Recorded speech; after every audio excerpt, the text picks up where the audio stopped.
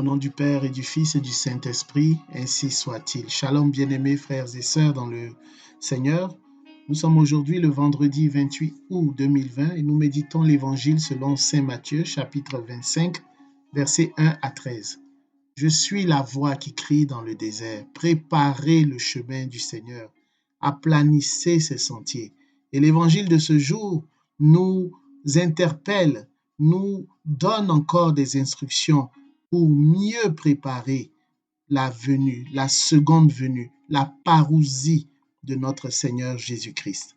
Je suis Edgar Assois et par mon baptême, j'ai été envoyé proclamer la bonne nouvelle du salut en Jésus-Christ. À vous, grâce et paix, de la part de Dieu notre Père et du Seigneur Jésus. Dans la coutume juive, après la période des fiançailles, le fiancé dirige une procession pour amener sa nouvelle épouse dans leur maison et célébrer les noces avec la famille et les amis pendant une semaine.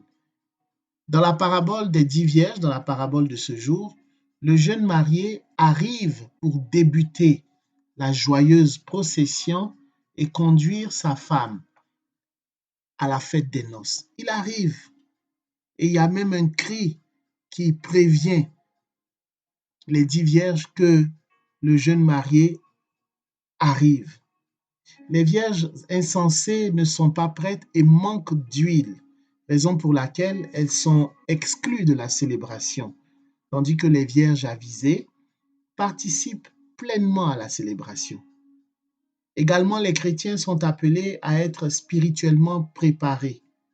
Le moment où Jésus apportera le jugement sur Jérusalem est inconnu. Nul ne sait le jour ni l'heure, comme est inconnu aussi le moment de sa deuxième venue, de sa seconde venue. La lampe symbolise la foi chrétienne, tandis que l'huile représente les bonnes œuvres. Donc, la foi sans les œuvres est inutile, comme nous dit Jacques, chapitre 2, verset 17. Pour les vierges insensées, il était trop tard quand elles revinrent. Mais pour toi, bien-aimés frères et sœurs, pour toi, c'est cela la bonne nouvelle. Pour toi, il est encore temps. Je dis bien, il est encore temps de te procurer l'huile, de prendre tes dispositions. Il est encore temps de raviver le don de Dieu en toi. 2 Timothée 1,6. Il est encore temps de préparer ton âme à la rencontre de son époux, de ton époux, Jésus-Christ de Nazareth. Voici, il vient au milieu des nuées, et tout le monde le verra, et même ceux qui l'ont percé, et toutes les familles de la terre se lamenteront à cause de lui. Oui, Amen. Moi, je suis l'alpha et l'oméga, dit le Seigneur Dieu, celui qui est, qui était et qui vient, le Tout-Puissant. Apocalypse 1, versets 7 à 8. Le Seigneur revient. En méditant, en élaborant cette réflexion, je n'ai pas pu m'empêcher de penser à un film de Julia Roberts et Richard Gere qui s'intitule Just Married ou bien La fuite de la mariée.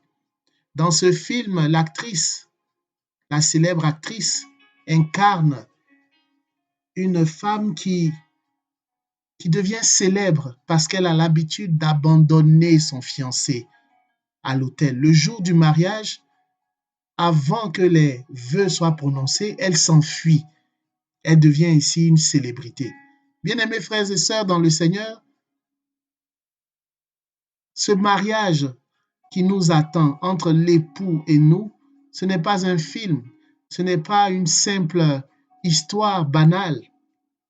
C'est une promesse que Dieu lui-même nous fait. Et il est important que lorsque le marié sera présent, lorsque le fiancé sera présent, lorsque l'époux reviendra, il est important que tu sois toi aussi présent à l'autel des noces.